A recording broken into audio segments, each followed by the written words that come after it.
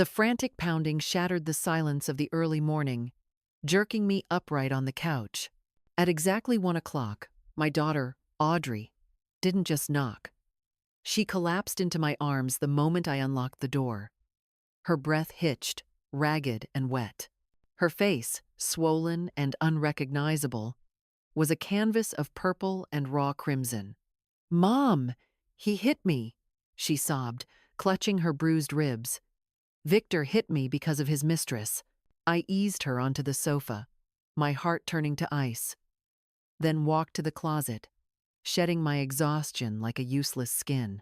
I reached for my police uniform, loaded my service weapon with a cold, terrifying clarity, and picked up the phone. I knew exactly who to call to start the demolition. I switched off the ancient Zenith television, the glow fading quickly to leave my living room in semi-darkness. The old wooden sofa groaned in protest as I slumped onto it, the weariness of a double shift pressing down on my eyelids.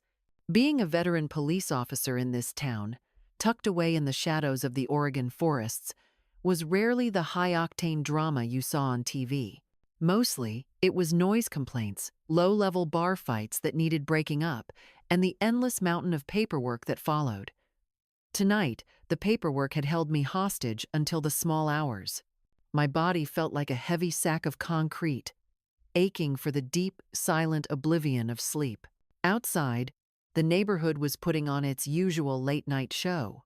The aggressive barking of some restless dog mixed with the distant, frantic buzz of motorcycles, probably the local kids speeding through the winding side streets.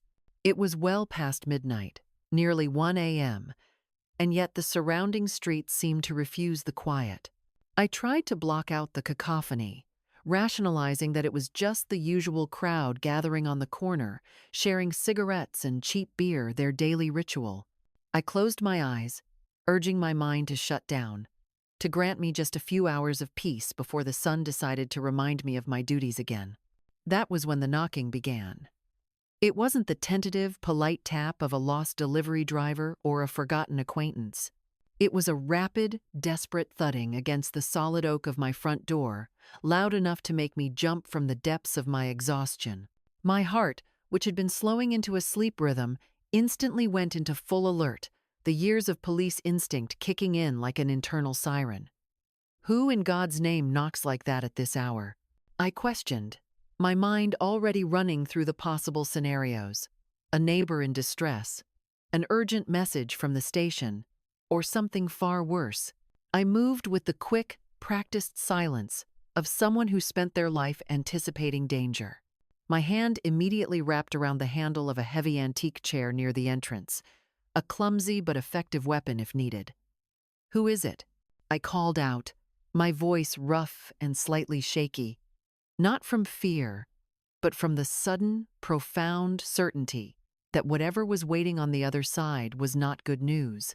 There was no answer, only a couple more weak, almost spent thumps against the wood. Then, a thin, choked whisper cut through the noise, shattering my professional composure. "Mom, open up, please." The sound of that voice trembling, utterly broken, paralyzed me for a fleeting second. It was Audrey, my daughter. The police officer in me retreated instantly, replaced by the terrified mother. I fumbled frantically with the locks and the deadbolt, my chest pounding a frantic rhythm against my ribs. The moment the latch turned, Audrey fell, not stepped, but collapsed into my embrace, trembling violently, a terrified, wounded creature seeking shelter. I held her close, feeling the terrifying limpness of her body, as if all the vitality had been drained from her. "Audrey, my honey, what has happened to you?" I asked, the maternal concern cracking my voice. I pulled her gently toward the faint yellow glow of the porch light, and the sight that greeted me froze the blood in my veins. Her lower lip was split, a jagged gash weeping dried blood into the corner of her mouth. Her left eye was a sickening shade of purple, terribly swollen, barely able to peek through the damage. She was instinctively clutching her abdomen with thin, trembling hands, a desperate attempt to conceal a deeper agony. It took everything I had to keep my own knees from buckling. "My husband." Victor. He hit me. Because of his mistress, Audrey whispered, her voice catching and breaking into devastating, uncontrollable sobs. In that single damning moment, I felt two contradictory forces collide within me. My blood went cold with sheer incandescent rage, while simultaneously, my heart shattered into irreparable pieces. My daughter, the girl I had nurtured and loved more than the breath in my own lungs, was standing before me, utterly destroyed by the man I had once welcomed into our family. Moving on pure instinct, I helped her inside, laying her carefully onto the sofa. The professional training took over. Assess the injury, control the scene, maintain calm. I raced to the kitchen, grabbed a clean cloth, soaked it in cold water, and snatched the first aid kit. Stay absolutely still, sweetheart. Let Mom look, I instructed, forcing a calm tone that was utterly divorced from the chaotic wreckage I was inside. I gently dabbed the cloth against the bloodied split on her lip, but the crimson kept welling up, a fresh, raw color that felt like it was slicing directly through my own heart. The wound was deep, far worse than a surface cut. It spoke of malicious force, a more profound damage than just skin and tissue. Audrey wouldn't stop clutching her stomach, her hands shaking uncontrollably. Carefully, I peeled her fingers away and lifted the hem of her blouse.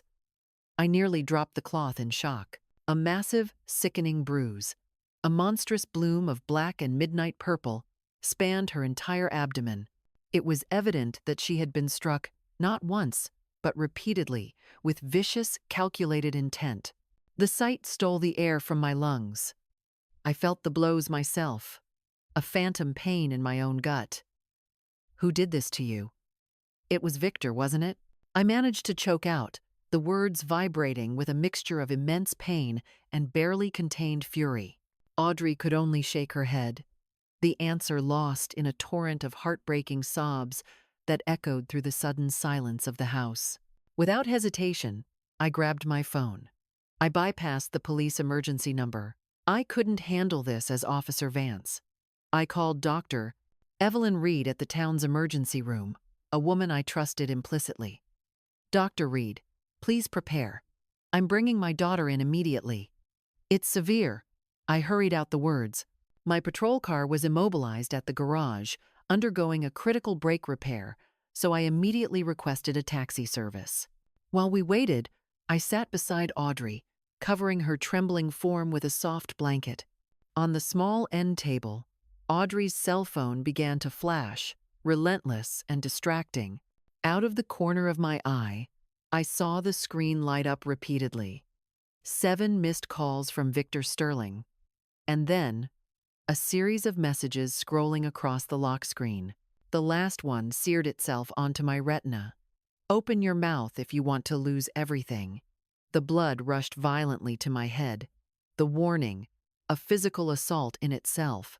I reached out, a burning need to seize the phone, to read every vile message, to document the full scope of his depravity. But Audrey, weak as she was, reacted with a frantic, desperate speed, snatching the device away. "Mom, please don't look.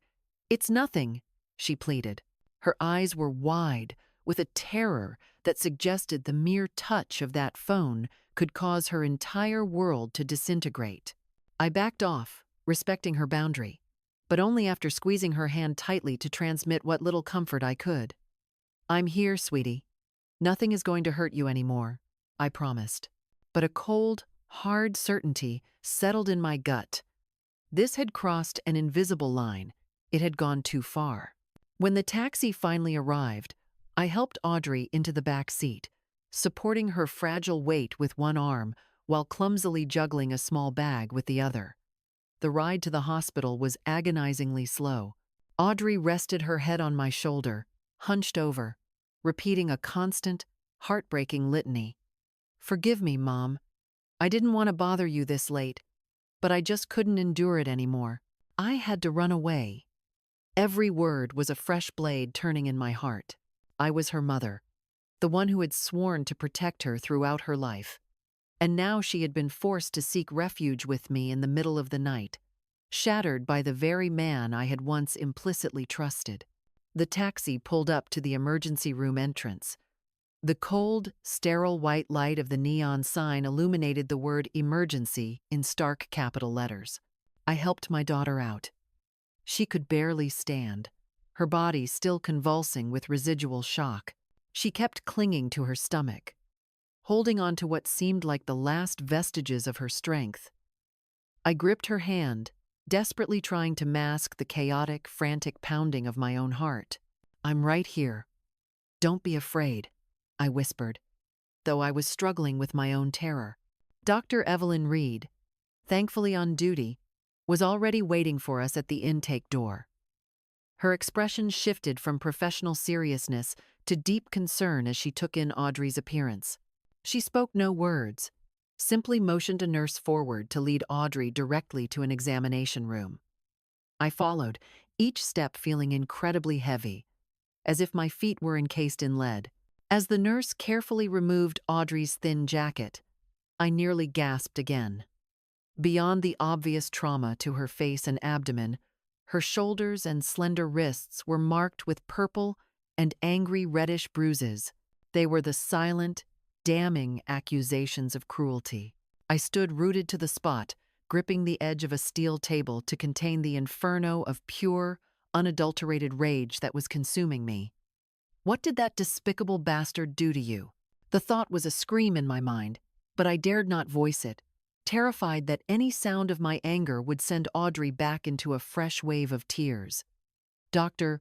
Reed worked methodically, cataloging each injury with a somber expression. "We need to get her in for an X-ray right away, Eleanor. We have to rule out fractured ribs," she stated, her voice grave but firm. I simply nodded, unable to speak, watching Audrey lying there, eyes squeezed shut, desperately trying to escape the unbearable reality.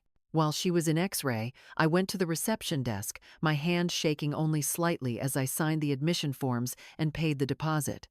My cell phone began to vibrate violently in my pocket. An unknown number flashed on the screen. I didn't need a psychic to tell me who it was.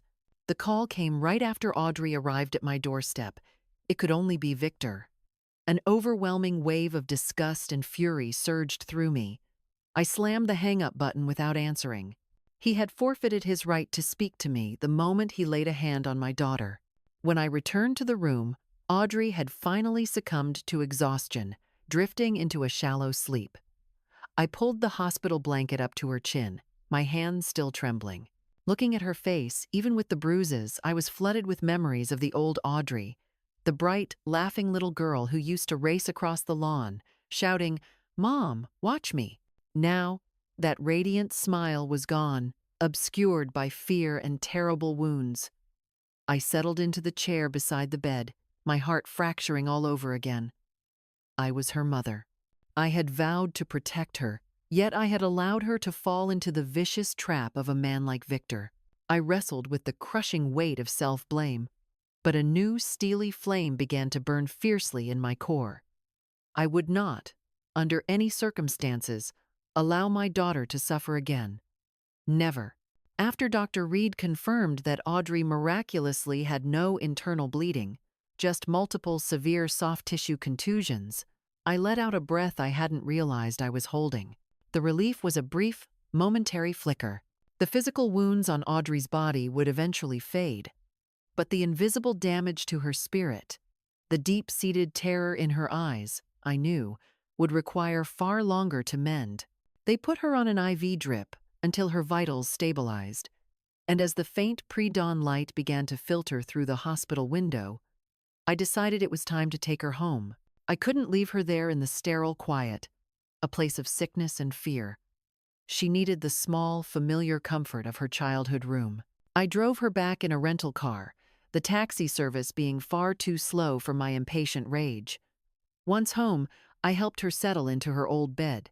I warmed a glass of milk in the microwave, set it gently on her nightstand, and closed the door, almost silently, making certain she was deep in the exhausted sleep of trauma survivors. The sky was turning a pale, washed-out gray, signaling the start of a new, horrifying day. I stepped out onto the porch, needing the cold, crisp Oregon air to steady my nerves, and immediately saw Agnes Dubois, my longtime neighbor, already sweeping the small path in front of her yard across the street. Agnes, a woman who missed absolutely nothing in the neighborhood, rushed over the moment she saw me. Her voice was low and urgent. "Elizabeth, darling, did something awful happen last night?" I heard a commotion, some dreadful knocking, and then crying. Sounded just terrible. I sighed, my exhaustion battling my desire for secrecy. I gave her the stark, necessary truth. Audrey had been brutally beaten by Victor, kicked out of her own home, and forced to seek refuge with me in the middle of the night. Agnes's face hardened immediately. She gritted her teeth, her eyes flashing with a righteous indignation that matched my own. "How dare that lowlife treat his wife like that? The man has no conscience, no shame," she muttered, shaking her head fiercely. I simply nodded in silent agreement. But in that moment, I knew I had an unexpected vital ally. Suddenly, a thought struck me, an insight born of my years on the force. Agnes was meticulous about security. I remembered she had recently installed a high-quality camera system at her entrance. "Agnes, I need to ask you something crucial. Could your camera possibly have captured anything last night? The time Audrey arrived? The state she was in?" I asked, trying to keep the desperation out of my voice. She didn't hesitate for a moment. She immediately pulled out her smartphone, opened the security application, and reviewed the timeline. There it was, starkly time-stamped at 1:02 a.m. The devastating footage of Audrey at my front door, her fragile form shaking, knocking desperately, her muffled cries echoing faintly in the recording. Seeing the visual proof again twisted my heart painfully. But simultaneously, I recognized its invaluable importance. This was a key piece of undeniable evidence. I recorded the segment directly onto my phone. I reached out and squeezed Agnes's hand, thanking her from the deepest, most maternal part of my soul. She patted my hand firmly, her eyes holding a deep, resolute sincerity. "Don't forget to get justice for that girl, Eleanor. I trust you know exactly how to do it." Her words were a solemn charge, a confirmation that the community expected me to act, not just as a mother, but as the law. I retreated to the quiet sanctuary of my bedroom. I opened my closet and stared at my police uniform hanging impeccably on the rack. The dark blue shirt, the khaki trousers, the heavy leather belt, and the weapon holster. It all seemed to be waiting for me, silently urging me toward action. I took each piece down, feeling the rough, professional fabric beneath my fingers. In a silence more charged than any shout, I changed my clothes, buttoning each button, adjusting the heavy belt around my waist. Every single deliberate movement was a silent oath. I was no longer just Audrey's heartbroken mother. I was Officer Eleanor Vance. And I would deploy every resource, every skill, and every ounce of authority I possessed to protect her. When I was fully dressed, the uniform a comforting weight against my anxiety, I picked up the telephone and dialed the number for Marcus Cole, the family attorney who had handled my divorce years ago, a man known for his cold efficiency and determination. His voice, thick with sleep, answered on the second ring. "Hello?" I kept my voice low and completely devoid of emotion. "Marcus, initiate the plan now." He was silent for a beat, processing the gravity in my tone. Then he asked, his sleepiness replaced by caution, "Eleanor, are you certain this is the time?" My answer was immediate and absolute, without a second of hesitation. "Completely. Get your firm ready." I hung up before he could respond, leaving no room for argument or doubt. My next stop was the living room, where I retrieved my high-resolution digital camera from a locked drawer. I approached Audrey's bed, carefully pulled back the blanket, and began photographing each individual injury. The split lip, the ghastly bruise around her eye, the massive contusion on her abdomen. Each flash of the camera, felt like more than just documenting physical trauma. It felt like registering the profound, incalculable damage to her soul. When I was done, I sat at the dining room table, spreading out the hospital records, the freshly printed photo evidence, and the USB drive containing Agnes's security footage. I connected the drive to my laptop and meticulously created multiple backups of all the data, password protecting everything. Sitting there, bathed in the glow of the screen, a cold certainty settled over me.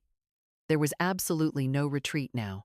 I had formally entered a war, one fought not only for Audrey's personal safety, but for the very principle of justice I had sworn to uphold as an officer of the law. By the time the backup was complete, the clock read 8 in the morning. Audrey was still deeply asleep, her face tragically swollen, her lips dry and cracked, unable to escape the lingering pain even in her subconscious. I quietly went to the kitchen and began preparing a bowl of homemade chicken soup, letting the comforting aroma of onion and herbs slowly fill the heavy air. I carried the tray to her bedside and woke her gently. She opened her eyes, her gaze still tired and vulnerable, and was visibly startled to see me standing there, dressed in the full police uniform. "Mom," she murmured faintly, then quickly shook her head. I'm not hungry."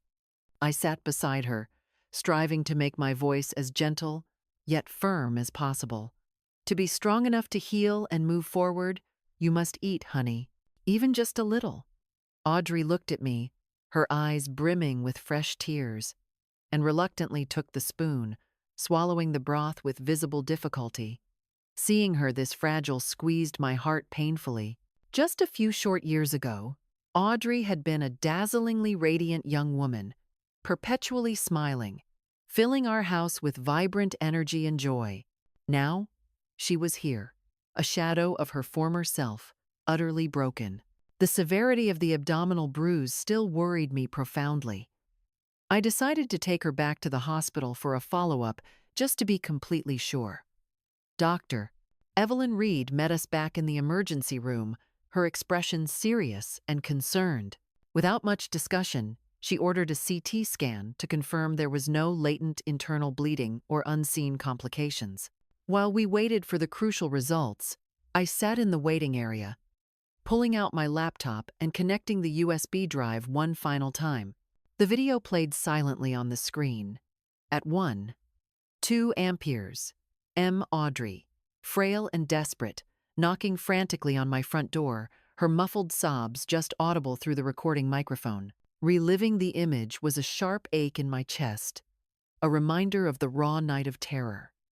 I copied the video again to an external, password-protected hard drive, meticulously attending to every last detail. I knew that every action I took now was not just about protection, but about meticulously constructing an insurmountable wall of evidence against Victor Sterling.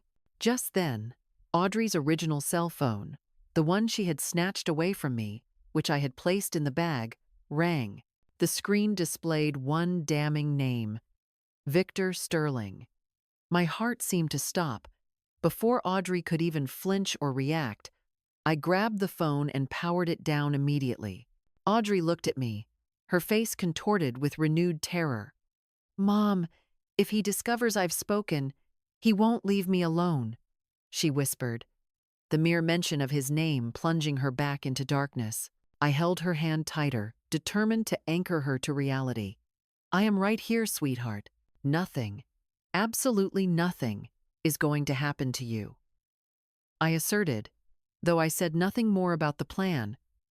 I glanced at the clock. It was almost 10 a.m. I took the SIM card out of Audrey's phone and replaced it with a prepaid one I had prepared. He would not find her. He would not have another opportunity to threaten her. The CT scan results returned a few minutes later, confirming that Audrey had been spared the horror of internal bleeding. But the diagnosis included several severe soft tissue contusions. I breathed a silent, shuddering sigh of relief.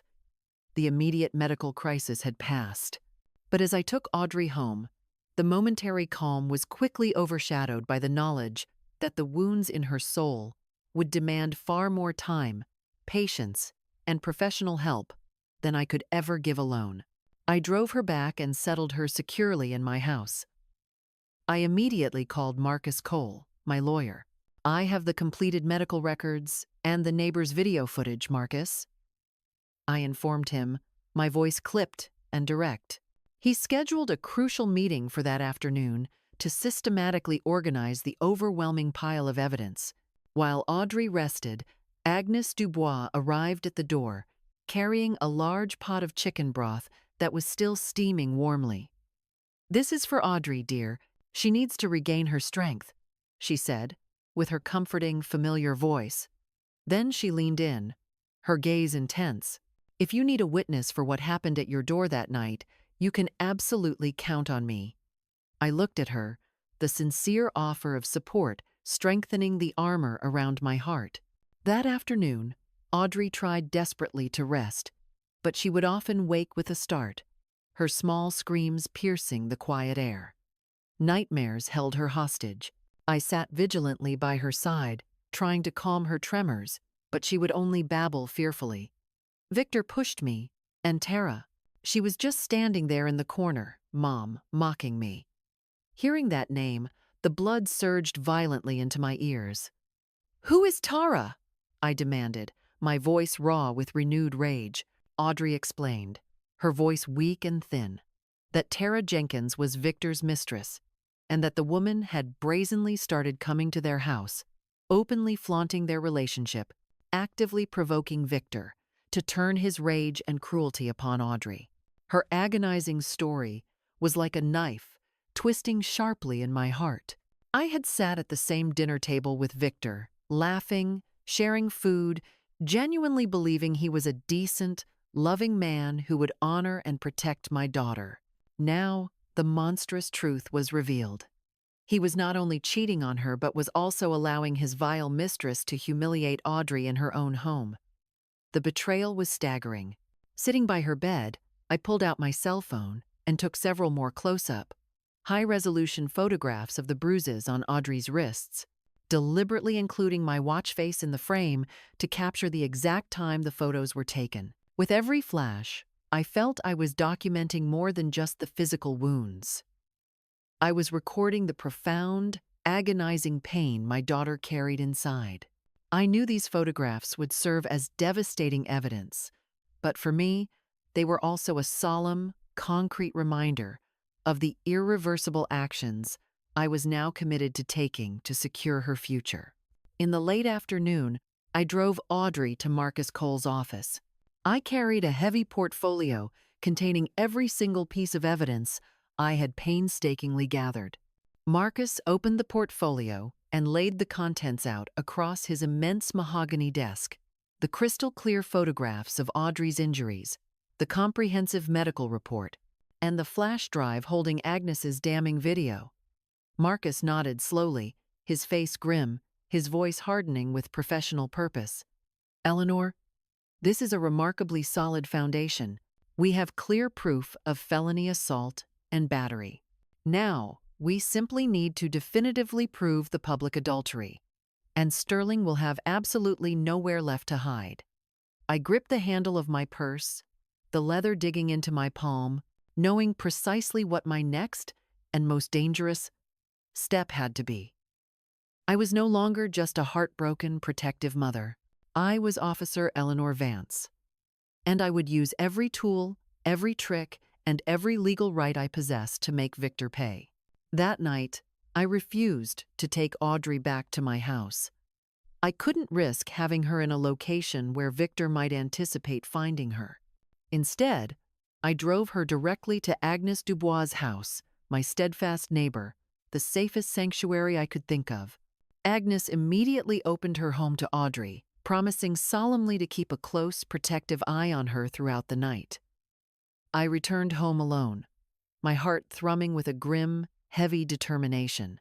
I quickly shed my police uniform and changed into old jeans and a worn jacket, dressing deliberately to resemble an anonymous, ordinary person, anything but an officer actively seeking crucial evidence. I took the digital camera out of the drawer, checked the battery charge and the memory card capacity, and slipped out to my old, unmarked car. Every grinding turn of the tires reminded me that this wasn't a casual evening drive. It was a deliberate entry into a complex legal and personal war, one fought for the justice I had sworn to defend. I drove until I reached the grimy part of town, parking the car discreetly in a dark alley near the Eagle's Nest, the dive bar Audrey had mentioned. Victor frequented. The flickering neon sign of the bar cast garish, broken lights onto the damp street. I hunkered down in the car, the camera resting ready in my lap, and began the cold, patient wait. Around 8 o'clock that evening, Victor's silver pickup truck, the one he always boasted about, pulled up, its headlights momentarily sweeping the alley. My heart jumped, but I forced myself to remain perfectly calm. I quietly switched on the camera. Ready, I thought. The single word a silent command to myself. Minutes later, a woman emerged from the dimly lit corner. She was wearing a short, tight red dress. Her lips painted a deep, provocative crimson. A cigarette held delicately in her hand. She walked with a calculated, confident strut. I recognized her instantly from Audrey's broken description. It was Tara Jenkins, Victor's mistress, the catalyst for my daughter's unimaginable suffering.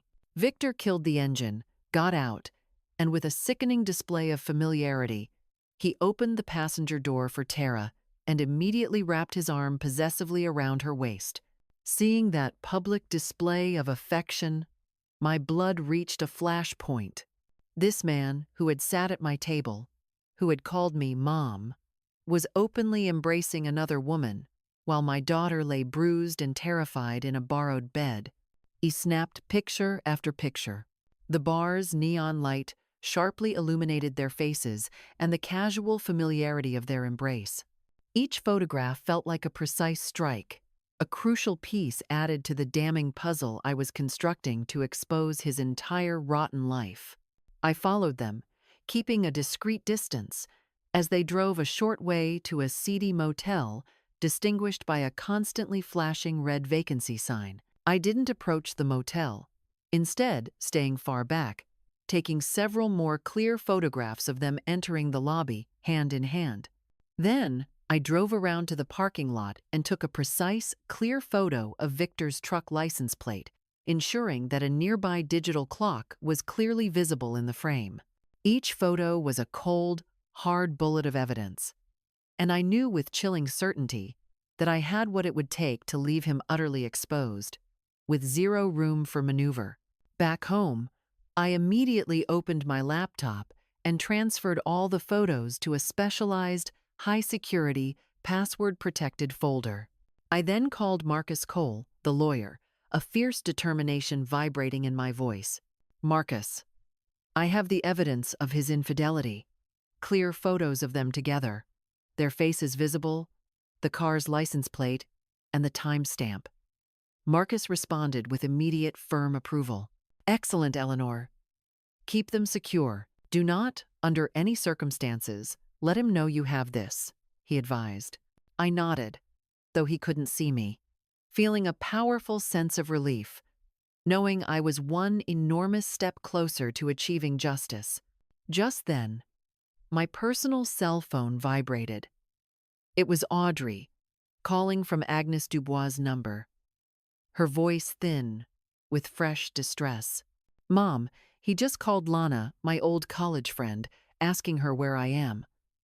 When she said she didn't know, he threatened her too. I'm so terrified. Hearing Audrey's voice break again made my heart contract painfully. Even though she had escaped his physical presence, Victor was still tormenting her with his manipulative threats. You stay absolutely calm, honey. Remain safely at Agnes's house. I have him under close surveillance, I reassured her. But inside, I knew I had to accelerate the plan. I had to move faster before he could find some fresh, insidious way to inflict pain on my daughter. I immediately contacted Captain Hayes, a trusted colleague, and my direct superior at the precinct. I presented him with a summary of the evidence I had already amassed. Agnes's video, Audrey's initial medical history, and now, the indisputable photos of Victor's infidelity. Captain, I need you to dispatch a discreet patrol car to monitor Agnes Dubois' neighborhood tonight, specifically her house, I requested, my voice hard and official. Hayes agreed without the slightest hesitation, but not without offering a strong warning first. Eleanor, what you're pursuing is extremely dangerous, but if you have this level of evidence, I am confident you will prevail. I thanked him and immediately made him a copy of the infidelity photos, a precaution, just in case anything happened to me. That night, sleep was an impossible luxury. I sat at the dining room table, organizing every piece of data into separate, labeled, professional files. Proof of injury, neighbor video transcript, medical history, and proof of adultery. Each file was a formal, cold accusation. One more solid step toward dragging Victor Sterling's depravity into the full glare of the public light. But even as I worked, a deep, lacerating pain remained lodged in my heart. I had once seen him as the son I never had. I had believed implicitly that he would be Audrey's protector, and now he had not only betrayed her love, but had dared to physically raise a hand to her, to threaten her friends, all for the sake of a calculated ambition and a cheap affair. That deep cut of betrayal hurt more than I could articulate every time I looked at the files detailing Audrey's bruises. The next morning, driven by a restless energy and the painful memory of Audrey's bruised face, I took her to see Inez Quiroga, a certified trauma psychologist highly recommended by Marcus Cole. Audrey needed far more than just my protection. She desperately needed professional help to begin unraveling the trauma of the months of relentless emotional and physical abuse. I stayed in the waiting room, the weight of my heart heavy and suffocating. Watching my daughter walk slowly into the office, her shoulders slumped, her slight frame conveying deep exhaustion, felt like a cold stone settling in my chest. I, who had always prided myself on being a strong mother, a tough, unshakable cop, had been completely unable to shield her from the man I had trusted implicitly. That lingering pain, sharp and deep, cut me anew every time I recalled the helpless fear in Audrey's bruised eyes. While I sat there, the silence of the waiting room interrupted only by the tick of an old clock. My phone vibrated. It was a number I recognized immediately. George Miller, the head of the Public Property Registry, a contact I'd built trust with over years of professional dealings.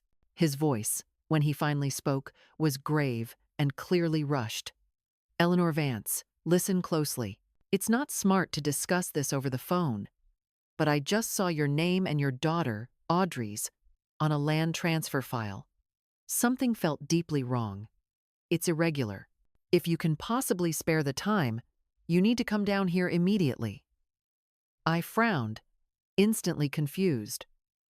Audrey and I hadn't initiated or signed any transfer paperwork recently, but a primal, deeply unsettling feeling, a terrifying premonition forced me to my feet. I quickly informed Inez that I had an urgent police matter to attend to, but would return for Audrey later. I drove my old car straight to the public registry office. George, recognizing the urgency in my face, discreetly motioned for me to enter his private office. He closed the door, pulled out a file, and frowned deeply. There is something seriously wrong here, Eleanor. This sizable parcel of land, the one your father left you, the one in the foothills, was officially transferred to a Tara Jenkins just last week. But since you didn't call me personally to confirm, and the signatures looked off, I flagged it as highly suspicious. I froze. A sudden, terrifying wave of cold washed over me. Tara Jenkins, the Mistress.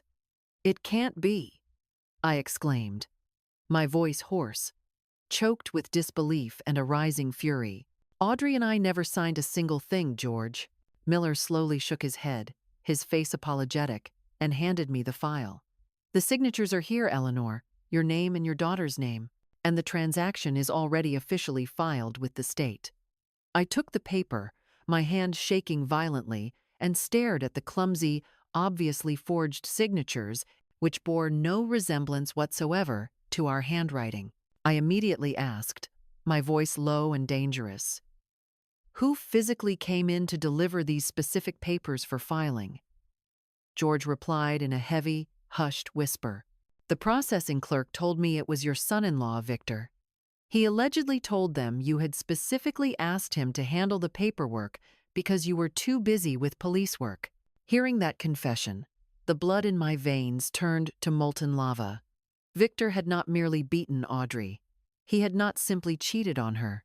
He had audaciously dared to forge our legal signatures, attempting to steal the land that was my father's precious inheritance, the land our family had tirelessly worked and cared for over generations. It was an act of calculated greed and utter contempt for everything we held sacred. I fought desperately to maintain my outward composure and asked George for a clean photocopy of the entire file. He sighed, looking weary. "Someone inside here clearly helped him push this paperwork through, Eleanor. It's an inside job." Before I left, he leaned close and whispered a final warning, his eyes wide. "Elizabeth, this kind of fraud is extremely dangerous. You must be absolutely cautious that no one else in this office knows I told you anything." I nodded, gripping the photocopy tightly, thanked him profoundly, and promised to guard his secret. But inside, I felt as if I were navigating a treacherous field of broken glass.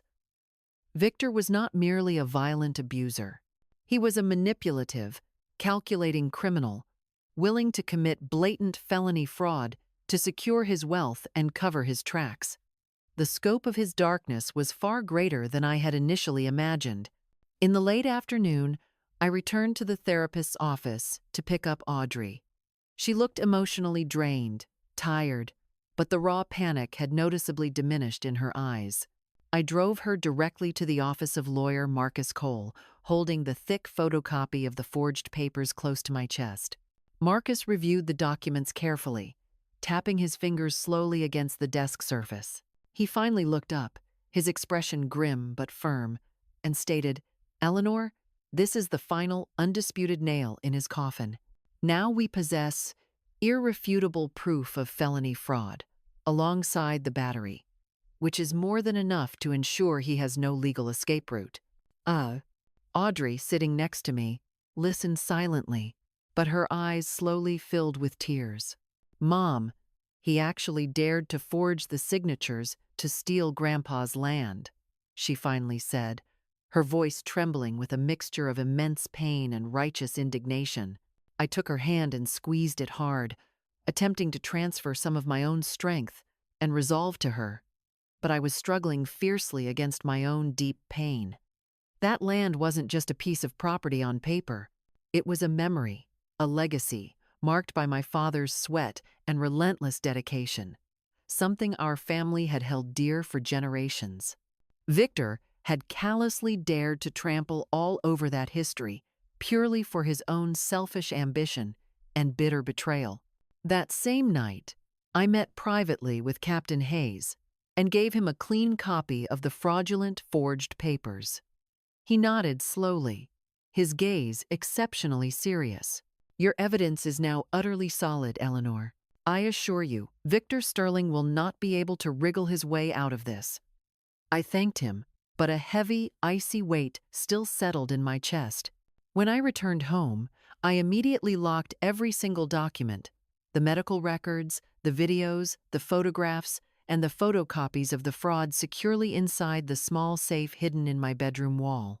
The clock on the bedside table showed it was nearly midnight, but sleep was utterly impossible. I sat in the darkness, thinking about Victor, about the vast, horrific extent of the damage he had inflicted upon Audrey, upon our family. That deep pain, like a slow, consuming fire, burned incessantly, yet paradoxically, it also fueled my resolve. I knew, with absolute certainty, that the time for careful planning was over. The time had come to confront him directly. There was no other feasible option left. On Saturday morning, the day I had marked mentally for the final confrontation, I dropped Audrey off once again at Agnes Dubois' house, the only place I felt certain she was truly safe. Captain Hayes had assured me he had uniformed officers performing discreet surveillance outside, giving me a fragile but necessary sense of security.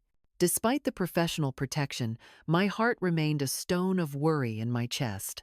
I chose my clothes carefully. Civilian attire, the old jacket and worn jeans, but I concealed a thick, meticulously organized file deep inside my bag. This portfolio was my full arsenal. The devastating photographs of Audrey's injuries, the neighbor's video evidence of her distress, the hospital's detailed medical report, and, most damningly, the photocopy of the fraudulent land papers Victor had dared to sign in our names.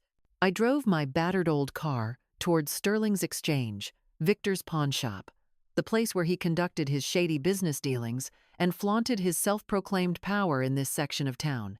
Every turn of the wheel, every mile clocked on the odometer, was a step toward an inevitable clash, not a simple argument. The pawn shop was already open, the air inside thick and stagnant with the cloying smell of machine oil, stale cigarettes, and cheap cologne. Two of Victor's known cronies, thugs he used for collections and intimidation, were listlessly rearranging merchandise on the dusty shelves. They gave me sharp, sideways glances as I walked in, their faces tight with suspicion. One of them actually managed a mocking smile, leaning against a display case to say, "Look, the police mother-in-law has arrived." I ignored the provocation, my gaze locked straight ahead, and walked directly toward the back office where Victor was seated. He was behind a large, scarred wooden desk, conspicuously counting thick stacks of dollar bills, a blatant, theatrical display of his supposed success. He looked up when I entered and immediately pasted a fake, arrogant smile onto his face. Well, well. What brings the esteemed police mother-in-law to my humble establishment? Are you so unoccupied that you have time to visit your favorite son-in-law? His voice was loaded with heavy, biting sarcasm, but I allowed none of it to penetrate my shield of cold determination. I had not come here to exchange empty pleasantries or argue semantics. I placed the heavy file on his desk with a deliberate, echoing thud. Each page inside was a separate, formal accusation. The photographs of Audrey's horrifying bruises, the transcribed video evidence from Agnes's camera, capturing my daughter's faint, desperate cries in the pre-dawn hours, the hospital report detailing the precise severity of her injuries, and finally, the clean, unassailable photocopy of the fraudulent papers he had audaciously forged, attempting to steal from Audrey and me. Victor glanced down at the file. For a fleeting instant, less than a full second, his face flickered, the mask of confidence momentarily slipping away, replaced by raw shock. But he was a master manipulator. He quickly recovered, replacing the fear with a contemptuous, mocking smile. "And what precisely are these little papers supposed to be, Eleanor? I have lawyers who are far better and more expensive than yours. You're wasting your time." I looked him straight in the eye, my voice perfectly cold, completely devoid of maternal warmth. "I didn't come here to argue with you, Victor. If you genuinely want to see who holds the truth, we will see each other in a court of law. Very soon."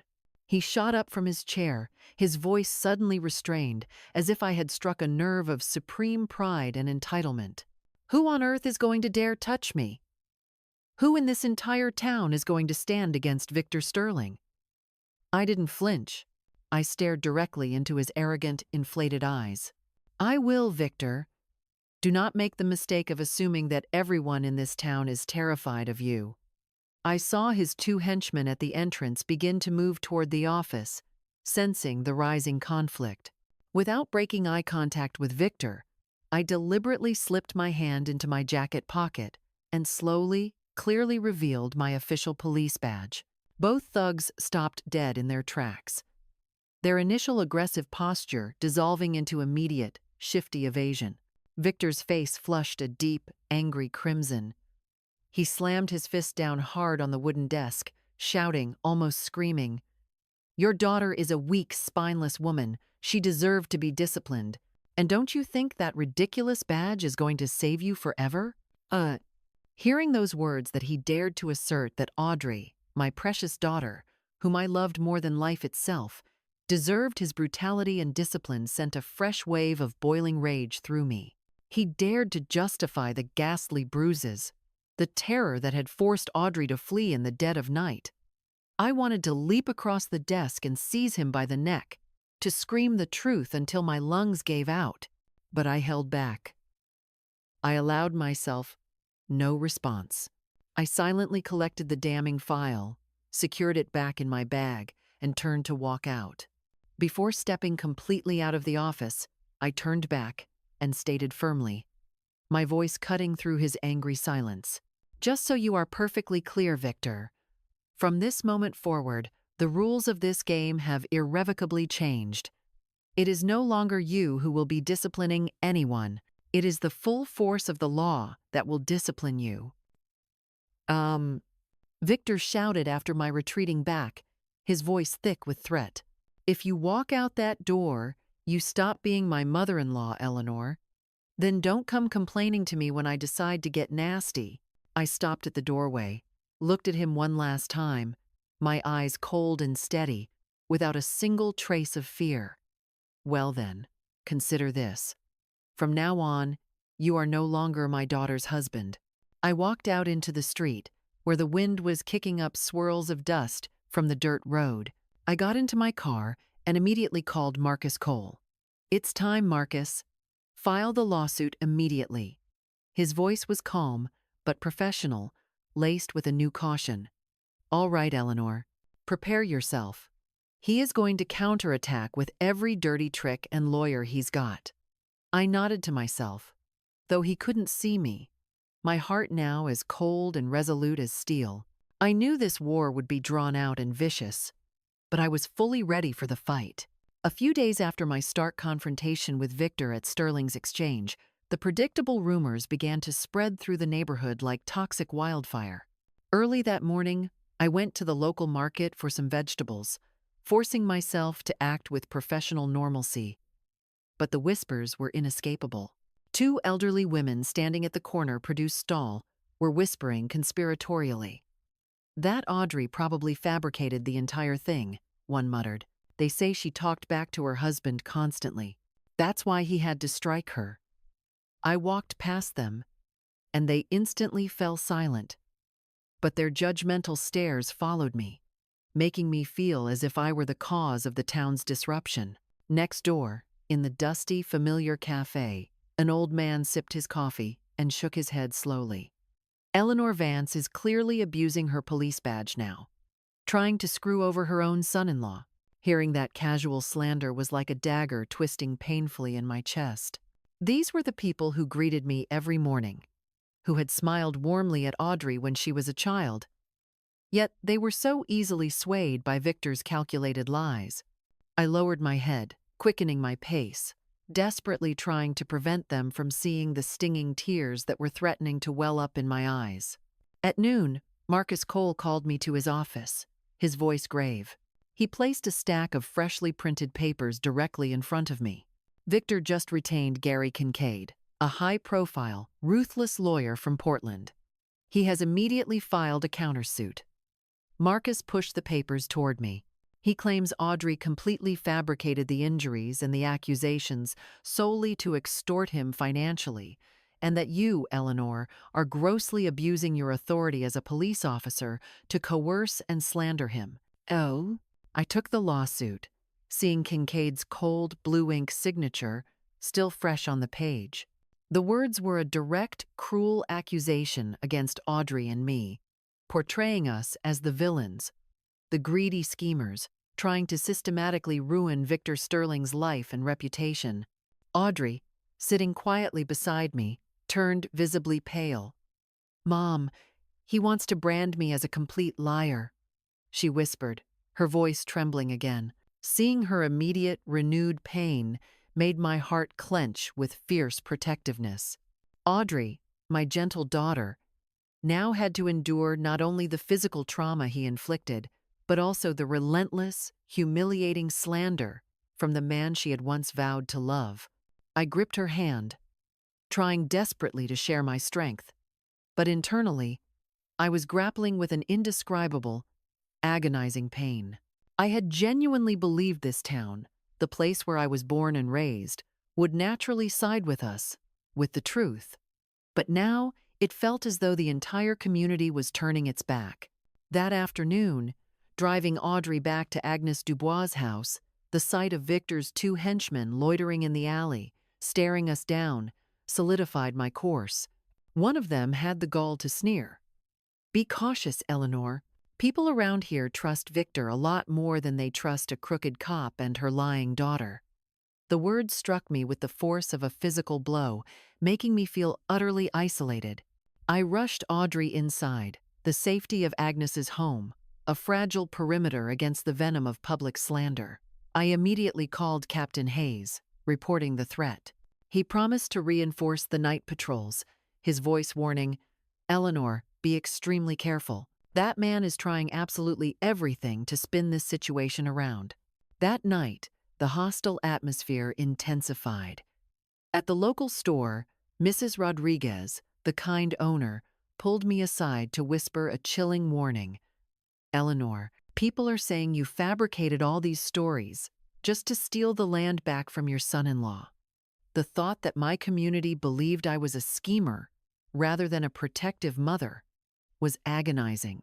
Later, back home, I found an unmarked envelope slipped under the door. Inside, the scribbled note read, "Shut up, or you lose your daughter." My hands shook as I filed the note, not from fear, but from a towering, blinding fury. Victor had dared to threaten my child. I scheduled an emergency, late-night meeting with Marcus Cole. He examined the threat, nodding grimly. The dirtier he plays, the more he tangles himself up. But we must address public opinion. We need one powerful blow, and the only person who can deliver that is Tara. The small, desperate spark of hope ignited. Tara Jenkins, the mistress, was the key. My police contacts confirmed Tara's habit of frequenting a specific rundown bar on Hidalgo Street. I knew this was my chance to definitively turn the tables. I dressed anonymously baggy jacket and a cap and entered the bar. The noise, the smoke, and the heavy smell of liquor provided the perfect cover. I chose a dark table and waited, my gaze fixed on the entrance. Around 10 o'clock, Tara arrived, walking with a forced air of confidence, a cocktail already in her hand. I crossed the room and pulled out a chair opposite her. She raised an eyebrow, defensive and challenging. "And who the hell are you?" Instead of answering, I placed a thick manila envelope between us. Inside were 2 pieces of paper. A copy of the forged land transfer documents Victor had submitted, and a detailed bank statement revealing Tara's own crushing debts and a pending foreclosure notice. I looked her dead in the eyes, my voice low and sharp. "I am Victor Sterling's mother-in-law. If you stick with him, you go down with him. If you cooperate with the authorities, you might save yourself." Tara's nervous, mocking laugh instantly died as she opened the envelope. She went visibly pale, her eyes darting between the blatantly forged signature on the land document and the catastrophic financial numbers of her own ruin. I pressed the advantage, my voice cold and firm. "The police commander is fully aware of the fraud. When the trial starts, you will be subpoenaed to testify about the forgery. You could face a serious prison sentence. Is that your plan?" Tara was silent for a long moment, her hand shaking as she downed her drink. "Victor promised me he'd give me a share of the land," she whispered, desperation in her tone. "He said everything was arranged, but I see now, he just used me." I felt a fleeting, professional pity. Tara was just another victim of Victor's masterful manipulation. "You have one last chance to walk away clean. Tell the truth at the trial.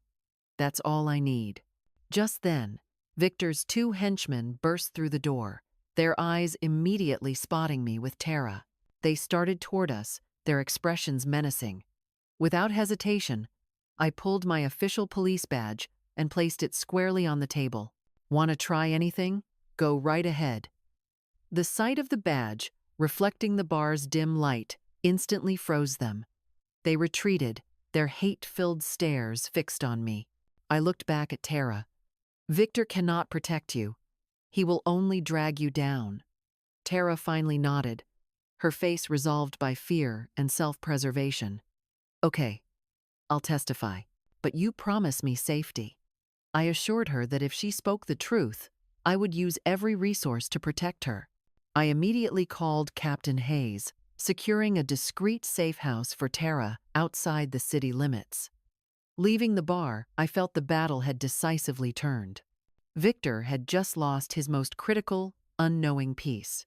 The morning of the trial, I woke before dawn, making sure Audrey had strength for the immense task ahead. I helped her dress, carefully concealing the last of her bruises with a scarf. "You do not have to hang your head down ever again," I told her softly.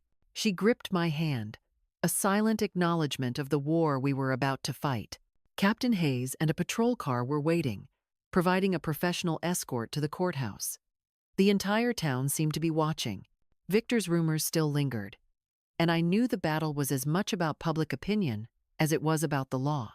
At the courthouse entrance, I saw Victor, impeccably dressed but visibly tense, flanked by his ruthless Portland lawyer, Gary Kincaid.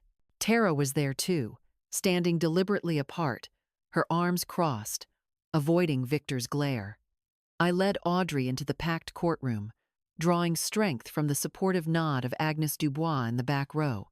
Judge Arthur Cervantes entered, and the room went silent. Marcus Cole began the prosecution, methodically presenting our insurmountable evidence. The photographs of Audrey's injuries, Dr. Reed's medical report, Agnes's video capturing Audrey's frantic cries, and the clear photocopy of the fraudulent land papers. When Marcus projected the video, Audrey's muffled sobs echoed in the silent room. I gripped her shoulder, lending her my strength. Gary Kincaid rose, his voice sharp with calculated slander. "Audrey Sterling invented this to extort my client. Eleanor Vance abused her police authority to coerce and slander." The words were calculated knives, but Marcus countered by presenting Victor's menacing text messages on the large screen. "Shut up if you don't want to be replaced." The threat hung heavy, and Audrey bowed her head, reliving her fear.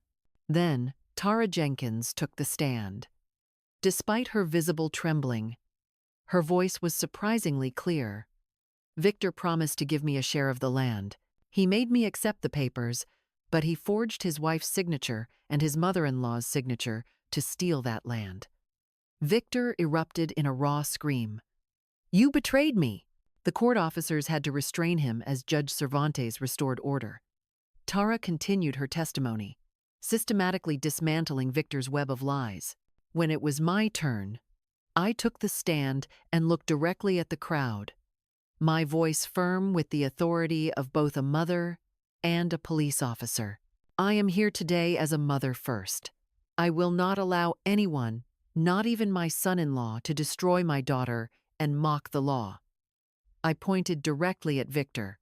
"That man is not a husband. He is an abuser and a felonious liar." The crowd murmured, their initial doubts visibly wavering. Finally, Judge Cervantes stood to read the verdict. His voice was grave and absolute. He issued a permanent protection order for Audrey, froze all of Victor's assets, formally nullified the fraudulent land transfer, and referred the entire case to the district attorney's office to investigate the felony crimes of domestic violence and usury.